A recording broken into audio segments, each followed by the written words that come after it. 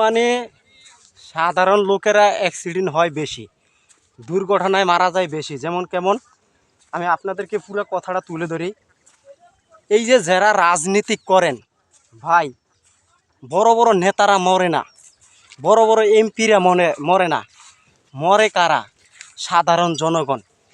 এই যে ভাই দেখেন, আপনার আমার হাত পা ভালো আছে, কর্ম কইরা খান, আপনারা কেন মিছিলে যাবেন, কেন দল করবেন? ভাই এই যে আপনারা দল করেন, মিছিলে যান, এই জন্য আপনারা বিপদে পড়েন, মাইর খান, অ্যাক্সিডেন্ট হন, মারা যান। 500 টাকা 1000 টাকার লোভের কারণে আজকে আপনারা আপনাদের জীবনটা মৃত্যুর পথে ঠেলে দিচ্ছেন। মিছিল মিটিংয়ে, এরপরে আপনার রাজনীতিকের ভিতরে যায়া 500 টাকা 1000 টাকার বিনিময়ে আপনাদের জীবনটা মৃত্যুর পথে ঠেলে দিচ্ছেন। তা আমি আপনাদের কাছে অনুরোধ করছি ভাই, আপনার আমার দুইটা হাত পাও আছে, তাইলে আমরা কষ্ট করে ইনকাম করে খাই, তাইলে আমরা মিছিলে যাব কেন? মিছিলে যাইয়া আমাদের জীবনটা ধ্বংস করে দিব কেন? আপনারা আজকাল সমাজে দেখছেন কোনো দিন এমপি মন্ত্রী মারা গেছে?